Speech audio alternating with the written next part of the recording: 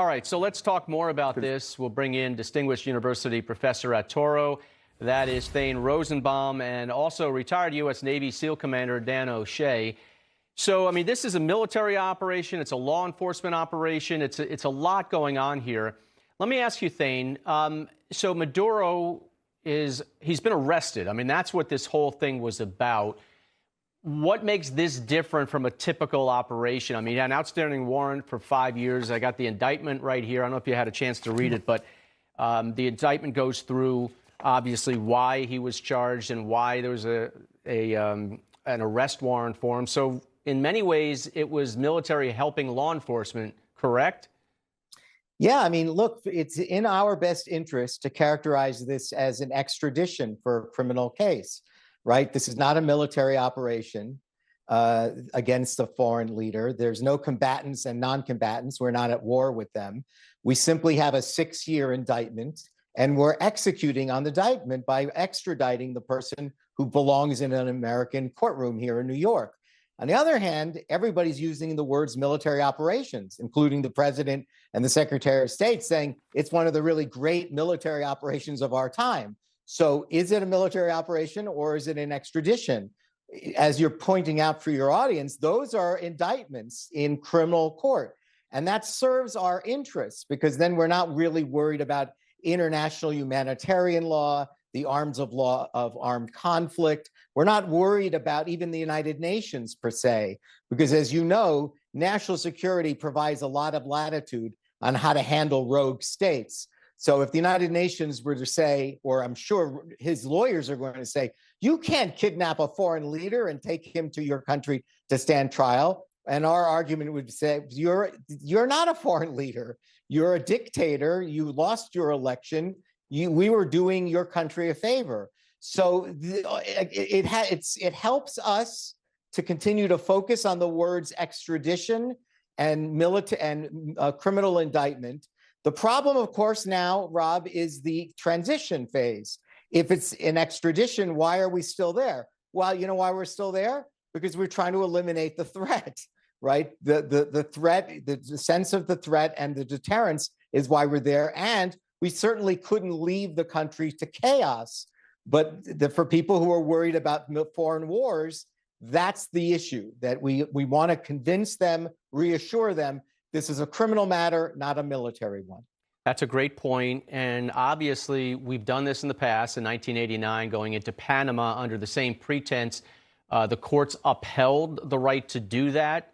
And one key feature was we didn't recognize Noriega as the leader there as well, and he had been indicted. So a lot of similarities, and I'm sure the legal department at the White House and, you know, at Justice and at the Pentagon obviously had that in mind as well. Let me bring in Ryan McBeth. He's with Open Source Intelligence. He's an analyst as well. Ryan, so, you know, now the hard part is there is a vacuum there, right? The president has said we're going to run this for a period of time, and it could be quite a while.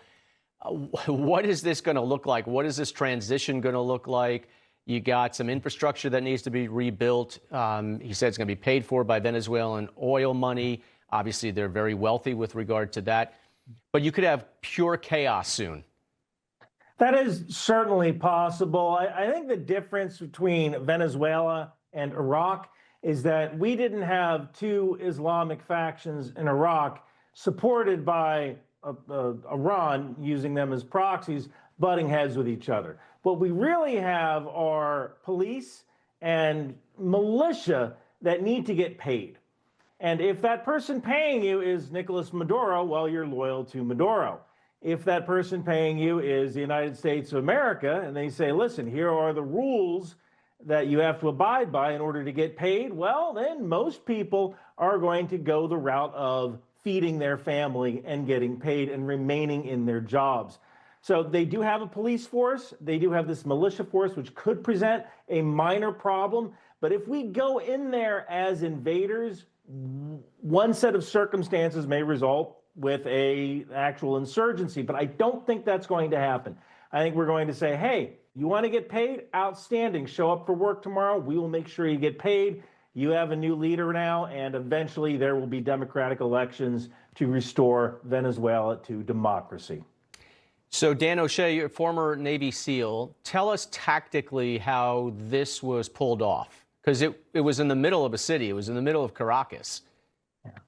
Well, again, as stated by Sec War Hegseth, only the U.S. has the capability to pull this operation off, and it was a multi-agency effort. Intelligence played a key role, SIG intelligence and imagery and the whole rest, and they knew exactly where Maduro was. And now the only factor in this whole thing was weather.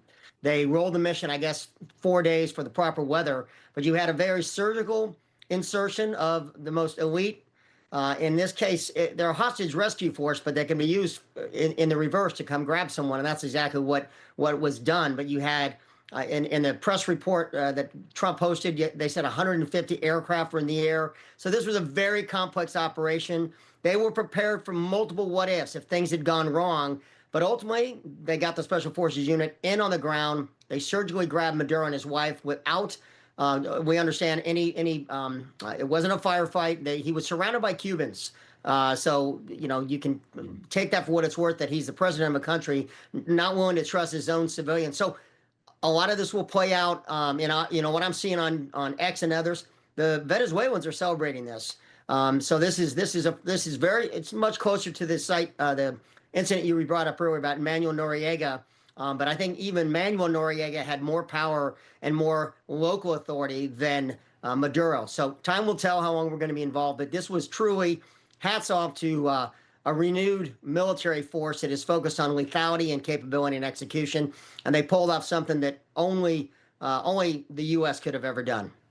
So Ryan, the CIA has been on the ground in Venezuela that we know of since September. What were they doing? What kind of intelligence were they gathering? And obviously, they played a huge role in the success of this. Well, you're dealing with essentially three types of intelligence here. Human intelligence, where they're actually getting sources and they're talking to these sources. You're dealing with signals intelligence, where you're looking at emissions from radios. And Maduro has an equivalent of the Secret Service. He has bodyguards. So these guys are communicating with each other via radios. So now we're learning their call signs.